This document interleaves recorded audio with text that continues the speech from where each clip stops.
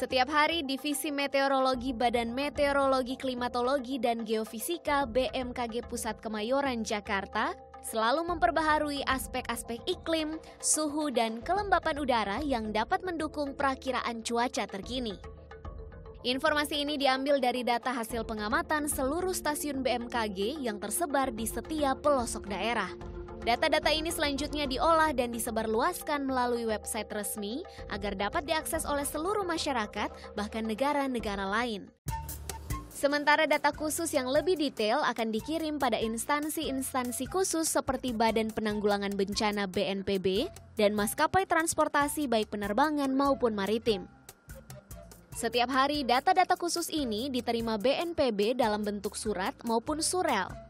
Informasi ini kemudian dimanfaatkan untuk persiapan terjadinya bencana ataupun saat menanggulangi bencana. Bagaimana proses penerimaan data dari BMKG hingga ke BNPB?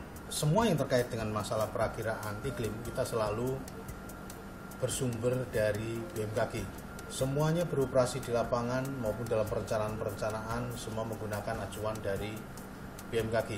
Sebagai salah satu contohnya, bagaimana bentuk nyata penanggulangan bencana itu, Pak? Longsor di Banjarnegara, semua perakiraan cuaca dari BMKG kami gunakan di dalam operasi pencarian dan penyelamatan korban.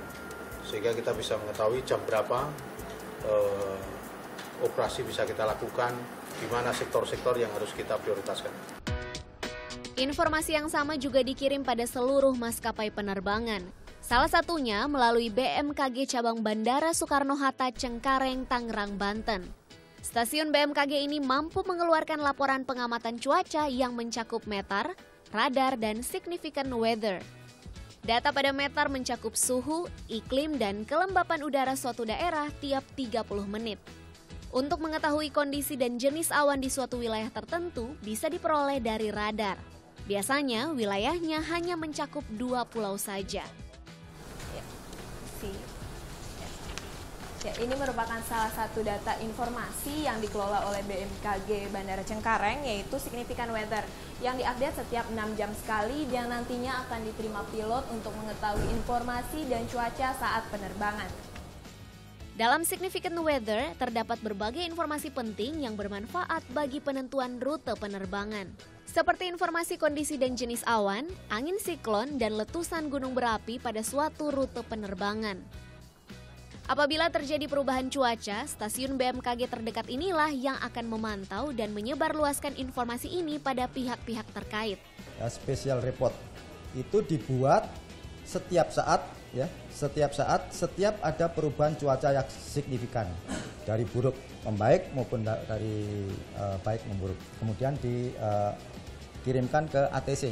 Dari ATC baru dikirimkan ke pilot untuk kegiatan take off and landing. Kalau yang untuk mengetahui cuaca berubah itu biasanya kita bisa melihat dari foto satelit.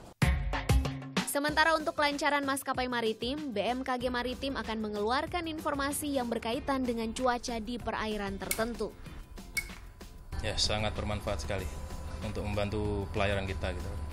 Kalau cuaca buruk biasanya kita untuk itu setelah dapat informasi kita akan berubah haluan untuk menghindari cuaca tersebut. Biasanya kita mencari tempat yang lebih aman, seperti contohnya lewat selat-selat yang lebih aman mungkin. Seperti pada BMKG Maritim Cabang Tanjung Priok, Jakarta. Stasiun BMKG ini memiliki taman alat sendiri. Dengan begini, kondisi cuaca di perairan bisa dipantau atau diamati secara langsung. Alur informasinya pun tidak jauh berbeda seperti halnya pada maskapai penerbangan. Kami hanya mengirimkan ke Sabandar, kemudian dari Sabandar diteruskan ke nahkoda. Karena berlayar ini tidak 1 hari, melainkan kadang-kadang lebih ya. Kadang-kadang ada yang sampai 1 minggu gitu. Maka kami pun membuat perakiraan tinggi gelombang laut 1 minggu ke depan gitu, sehingga itu bisa digunakan oleh nahkoda. Dengan informasi dari berbagai sumber stasiun BMKG ini, data yang dikeluarkan akan lebih akurat. Data-data ini dapat dimanfaatkan untuk menjamin kelancaran dan keselamatan. Melina Purba, Fitriadi Angga melaporkan untuk NET.